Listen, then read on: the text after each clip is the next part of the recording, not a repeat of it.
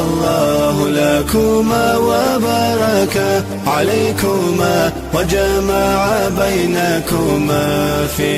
Kalau sebenarnya sih kalau di pesantren yang tradisional di kampung-kampung itu semua bersanad semua. Antum tahu nggak bahwa Kiai Haji Hasyim Asy'ari dan juga Kiai Haji Ahmad Dahlan itu dua-duanya itu punya sanad belajar ilmu fikihnya itu ada sanadnya. Ya beliau ngambil ke Masjidil Haram. Mereka tuh santri di Masjidil Haram dua-duanya. Nah, cuma karena mereka orang Indonesia, orang Asia Tenggara lah begitu. Di sana sudah diatur ya, kalau orang dari India, Pakistan di sini nih pengajiannya karena kiainya, ulamanya mazhabnya Hanafi, sanadnya ngambil dari situ. Nah, kalau orang Indonesia termasuk Kiai Haji Ahmad Dahlan pendiri Muhammadiyah, yaitu karena dia orang Indonesia, ya di sebelah sini di Babu Salam. Nah, di sini ulama besarnya sanadnya bermadzhab Syafi'i gitu. Nah, jadi orang NU, orang Muhammadiyah ya yang ngajinya langsung kepada pemimpinnya yaitu kepada Kiai Hasyim Asy'ari atau Kiai Ahmad Dahlan itu fikihnya sanadnya Syafi'i. Makanya Kiai Haji Ahmad Dahlan itu dalam masalah fikih nggak ada perbedaan dengan Hasyim Asy'ari. Kalaupun sekarang Muhammadiyah hari ini berbeda karena Muhammadiyahnya tidak pakai Ahmad Dahlan gitu loh. Itu terkonfirmasi guru saya, dosen saya Prof almarhum ya, beliau Allahu yarham, semoga Allah mengampuni semua dosa-dosanya, Dr. Yunahar Ilyas, itu guru saya. Ah itu kita tanya gitu, Pak Yun, kan manggil kita Pak Yun gitu ya. Ternyata Kiai Ahmad Dahlan tuh ubudiyahnya Syafi'i ya. 23, kemudian tarawihnya 23, kemudian kunut subuh bla bla bla gitu semua. Ini gimana? Kan malu-maluin, bukan malu-maluin, artinya Muhammadiyah itu ternyata nggak seperti itu. Nah, beliau konfirmasi, iya kita ini Muhammadiyah, beliau kan memang pengurus Muhammadiyah. Makanya kita namanya Muhammadiyah bukan Dahlaniyah. Nah, gitu. Itu kalimat itu saya terngiang-ngiang terus. Kita ini Muhammadiyah dan bukan Dahlaniyah. Kita nggak ngikutin Kiai Haji Ahmad Dahlan. Oh, ya sudah. Oke.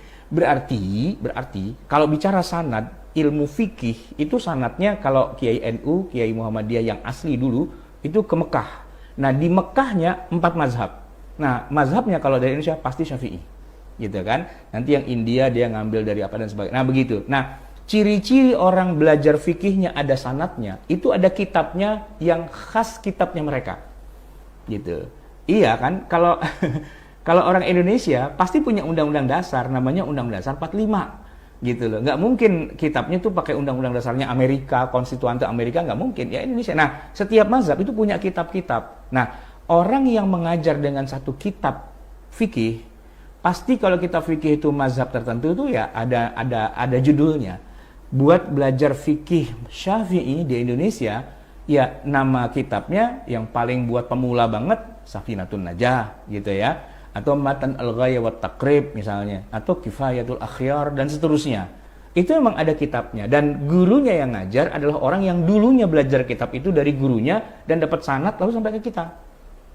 Pertanyaannya, nih teman-teman di perkantoran pada ngaji, iya, saya tanya, belajar fikih, belajar ustadz, kitabnya apa?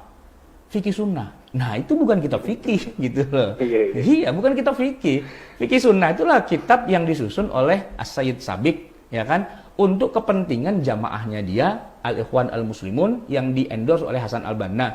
Tapi kalau kita baca dalam isinya, itu pilihan-pilihannya beliau. Nah, pilihan-pilihan beliau tuh nyomot dari sekian banyak mazhab yang menurut dia ini yang paling sesuai dengan sunnah. Tapi kalau kita cek dari 4 mazhab, karena kita kuliahnya di Lipia, memang perbandingan mazhab, ini mazhabnya campur aduk ini sebenarnya, gitu loh, ya kan? Tidak ada sanadnya, gitu. Malah tadi ini prasmanan, lalu ini bubur ayam, ini es buah, gitu. Ini campur begitu. Nah, ini bukan mazhab, gitu loh. Yang mazhab itu yang tadi setiap ini ada anunya. Nah, harusnya begitu. Nah, cuman emang problematika kita Muslim perkotaan itu memang rata-rata narasumbernya juga bukan orang yang pakar di bidang keilmuan tertentu gitu loh. Kan banyak yang ngundangnya artis hijrah, ya kan, artis insaf gitu. Terus kalau artis insaf, mu'alaf insaf, tuh dia ngajar apaan gitu loh. Kalau cuma ngomongnya motivasi, ayo, ya oke gitu. Tapi kalau ini batal wudhu nggak?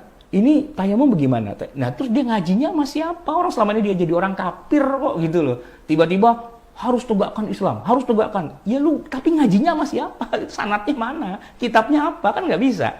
Nah, problematika kita Muslim perkotaan tuh itu gitu loh. Semangat agama tinggi, semangat belajar tinggi, nggak punya sanad. Maksudnya dia belajar satu ilmu bukan pada ahlinya gitu loh, bukan pada orang yang memang ya istilahnya dia berobat tapi bukan sama dokter, tapi sama klinik tongfang atau klinik apa songsis gitu ya, yang nggak jelas gitu. Itu problematika kita emang sekarang. Nah ini yang perlu kita luruskan gitu, bukan fanatik dengan kelompok-kelompok, enggak, tapi kembalikan sesuatu tuh kepada ahlinya dan pakarnya yang memang ya diakui dalam dunia Islam secara keseluruhan.